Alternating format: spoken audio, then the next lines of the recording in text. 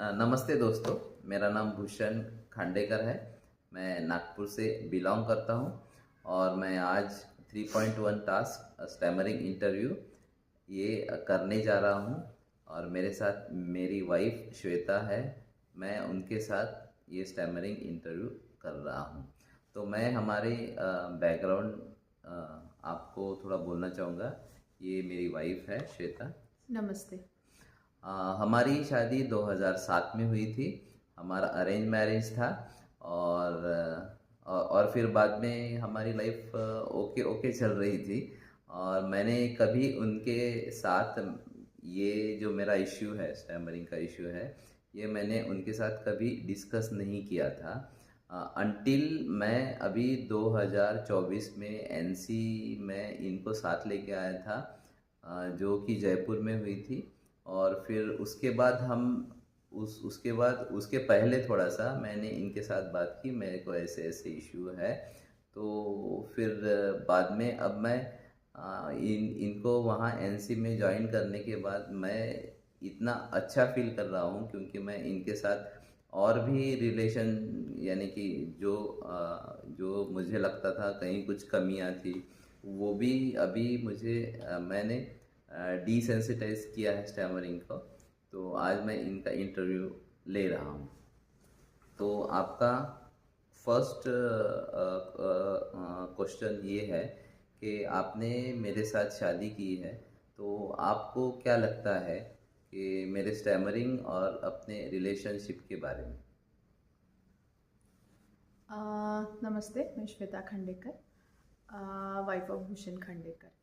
आज अभी जो मुझे सवाल किया गया, सबसे पहले बात तो हमारा तो अरेंज मैरिज है। तो अरेंज मैरिज में पहले तो कुछ इतना कन्वर्सेशन होता नहीं था। एक तो वो लॉन्ग डिस्टेंस रिलेशनशिप में रहते थे। जब हमारी शादी हुई थी तब मुंबई में थे और मैं नागपुर में थी।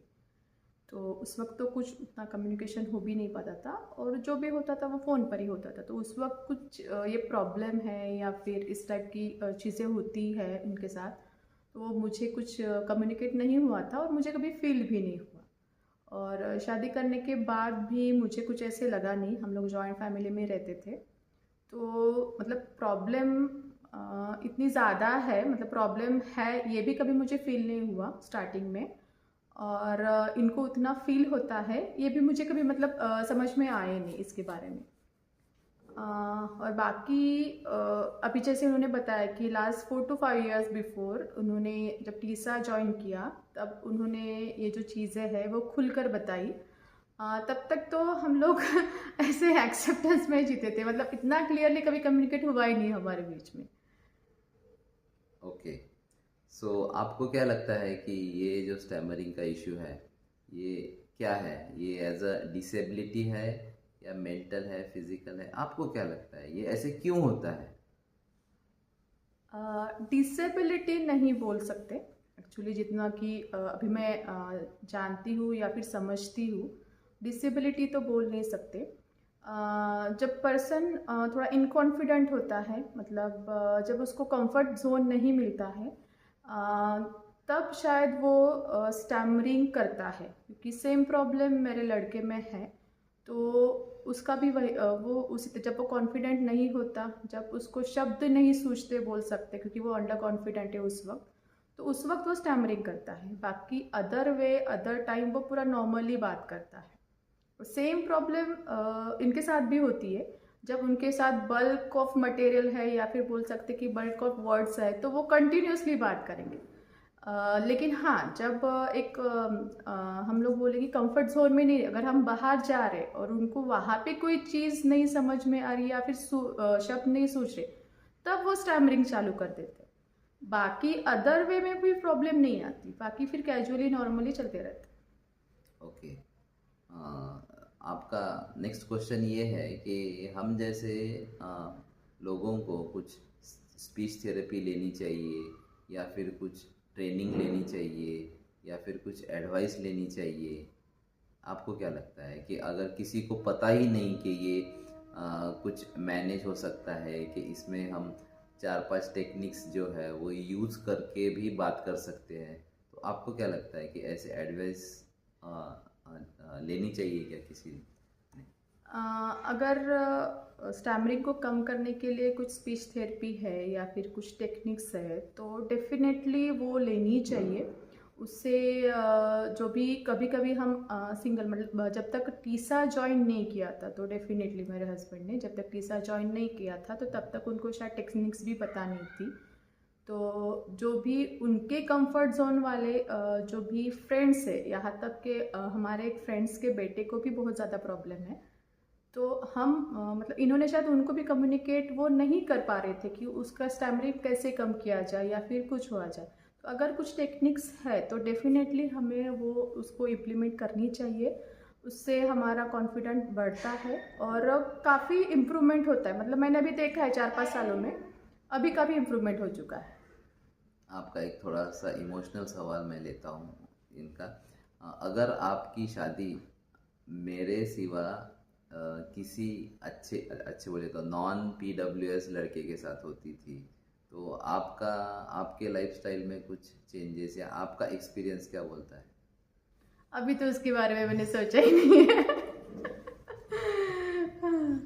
अभी जो हो गया सो हो गया। ओके, सो आपके आपका लड़का भी थोड़ा बहुत PWS है तो आप उसके ग्रूमिंग के लिए फिर आपका कुछ प्लानिंग है या फिर आप उसको किस टाइप से ग्रो अप करना चाहती हो?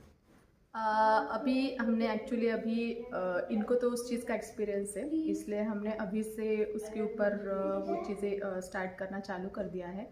हम उसको कभी ऑफ द स्टेज नहीं रखते, हर चीज़ अब उसको ऑन द स्टेज देते हैं। आप खुद जाओ, खुद बातें करो। जब तक वो चीज़ें वो सिचुएशन को वो खुद क्रॉस नहीं करेगा वो आगे नहीं बढ़ पाएगा। तो इसलिए हमने वो टेक्निक अभी यूज़ की है। उसको कभी हम ऑन दी हमेशा कुछ भी चीज़ें हमारे घर में फंक्शंस होते हैं या फिर उसके स्कूल में फंक्शंस होते हैं तो हम उसको हर फंक्शंस में उसको पार्टिसिपेट करने के लिए बोलते हैं और उसके वजह से उसको कॉन्फिडेंट आ चुका है। हमने जब जयपुर में अटेंड किया था फंक्शन तो उसने वो काफ़ी अच्छे से अटेंड किया। मतलब वो सभी लोगों के साथ अच्छे से घुल मिला, सभी लोगों के साथ अच्छे से बात की जो कि वो पहले नहीं करता था। अभी हमने उसके साथ वो टेक्निक्स चालू कर दिया। अभी उनको इनको एक्सपीरियंस है तो इसलिए शायद उसको उतनी प्रॉब्लम नहीं जाएगी। और एक आखिरी सवाल, आपकी लड़की है वो बड़ी हो रही है तो अगर आप उसकी शादी करेंगे तो अगर आपको अगर चांस मिला कि एक PWS के साथ उसकी शादी करने का तो आपकी राय क्या होगी? आप उसको देंगे या नहीं देंगे या आपका ओपिनियन बताना चाहेंगे आप? सबसे पहले तो ये मेरी लड़की का इंडिविजुअली डिसीजन होगा। अभी उसके बारे में मैंने सोचा ही नहीं है। वो उसका फैसला होगा बेसिकली। अब जब ठीक है हमारी तो कट गई, हो सकता है उसने अगर वो एक्सेप्ट कर दिया तो उसकी भी कट ही जाएगी। आपको लगता है कि ये जो स्टैमरिंग का इशू है ये इतना कुछ मैटर नहीं करता रिलेशनशिप में? एज एज आपका आपका बिहेवियर अच्छा होना चाहिए, आपके इरादे अच्छे होने चाहिए और आपका एक दूसरे के प्रति वो जो रिस्पेक्ट है वो भी अच्छा होना चाहिए। आई थिंक ये आपके बोलने का मतलब है। अगर आप कुछ इसमें ऐड ऑन करना चाहेंगे तो आप कर सकते हैं। हाँ डेफिनेटली एक्चुअली किसी भी कपल्स में बेसिकली बेसिक अंडरस्टैंडिंग होना ज़रूरी रहता है। शॉर्टफॉल तो हर किसी के स्वभाव में है। अब स्टैमरिंग ये जो चीज़ है मेरे लिए भी नहीं है एक्चुअली। अभी तो मैंने कभी क्लियर उसके बारे में बात भी नहीं की या ना कभी इन्होंने पहले बात की। अभी हम लोग करते ओपनली तो हमें कोई प्रॉब्लम भी नहीं है। तो हर इंडिविजुअल में कुछ शॉर्टफॉल्स रहते हैं but as a couple basic चीज़ें यही है कि हम लोग एक दूसरे को बेसिक अंडरस्टैंडिंग रखें, एक दूसरे के साथ एक दूसरे को रिस्पेक्ट करें और रिलेशनशिप में कोई फ़र्क नहीं आता। Basically relationship basically it's an emotional relationship रहता है किसी भी कपल में। तो बाकी चीज़ों से तो कुछ मतलब नहीं रहता। बाकी जो भी है हम सोशल जो एक्चुअली हमारा जो सोशल बिहेवियर रहता उस वक्त थोड़ा सा प्रॉब्लम हो सकता है।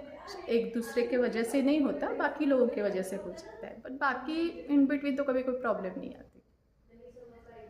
ओके, सो आपके साथ बात करने से मुझे बहुत अच्छा लगा और आपके अंदर की जो माइंड सेट है एज अ स्टनर के प्रति आप क्या सोचती है, आप उसके बारे में क्या करना चाहती है, या फिर आपका आप उनके प्रति कैसे लगाव रखती है, ओपिनियन आपने बताया। इसके लिए मैं आपका बिल्कुल बाय हार्ट शुक्रिया करता हूँ।